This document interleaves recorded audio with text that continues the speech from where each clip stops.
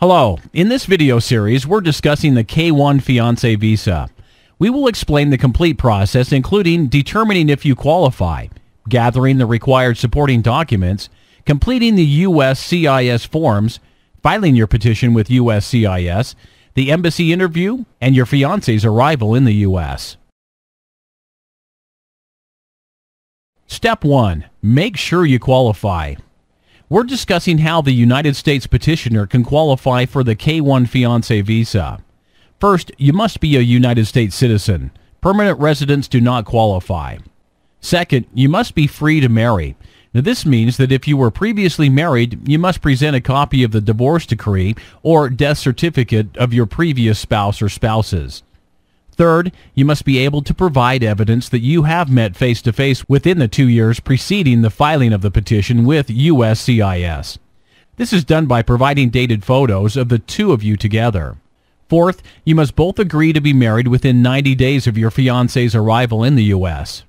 Fifth, foreign fiance applicants who have a communicable disease, have a dangerous physical or mental disorder, are drug addicts, have committed serious criminal acts, including crimes involving moral turpitude, drug trafficking, and prostitution, are likely to become a public charge, have used fraud or other illegal means to enter the United States, or are ineligible for citizenship, will be refused a visa.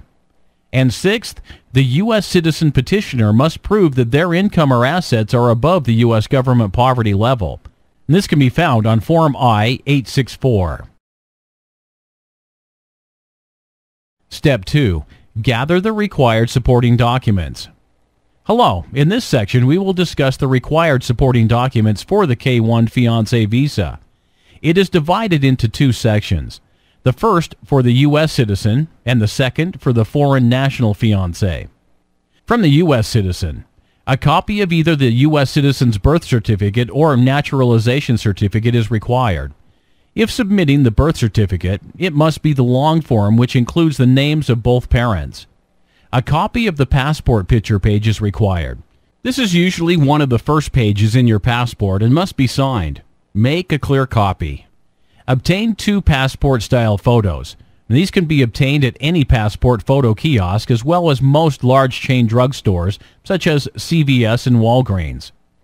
If you were previously married, you must provide clear copies of either the divorce decree or death certificate of each previous spouse.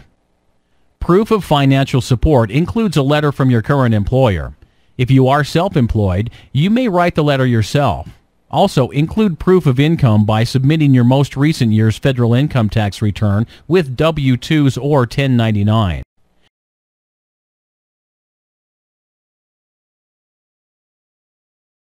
The most powerful evidence that you can provide to prove that you have met face-to-face in person in the last 2 years are dated pictures of the two of you together. On the back of the photo, you'll want to write the date and location of the photo. There is no minimum or maximum, but the more pictures, the better. You must write, sign, and date a letter describing the circumstances under which you and your fiancé met and your intention to marry. From the foreign national fiancé, a copy of your fiancé's birth certificate. This must be accompanied by a notarized English translation if it is in a foreign language. If your fiancé was previously married, you must provide clear copies of either the divorce decree or death certificate of each previous spouse.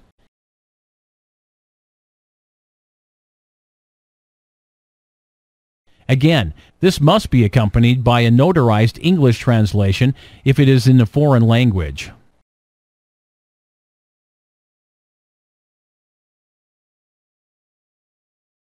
Step 3. Completing the USCIS forms. In this section, we will discuss completing the USCIS forms. The first form is the I-129F, Petition for Alien Fiancé. This is completed by the U.S. citizen, then signed and dated by the U.S. citizen. The next forms to complete are the G-325A biographic data forms, one for you and one for your fiancé. The last form is the I-134 Affidavit of Support. All forms must be fully completed. If a particular field is not relevant, for example, previous spouse, enter NA for not applicable. The original signed forms are required. Copies are not accepted.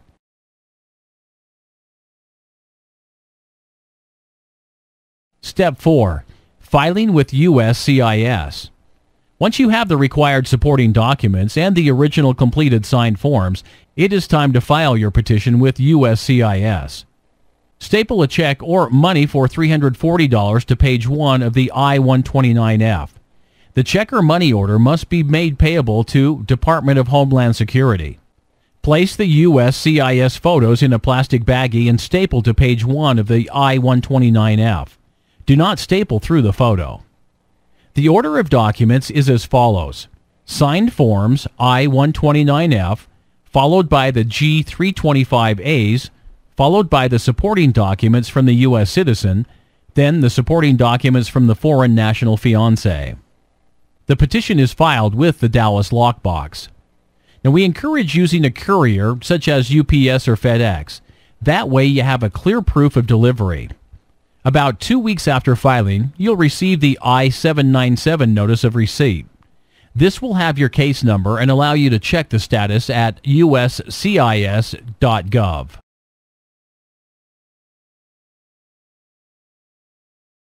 Step 5. The Embassy Consulate Interview. Soon after the I-129F petition is approved by USCIS, your fiancé will receive instructions on completing the medical exam and attending the visa interview.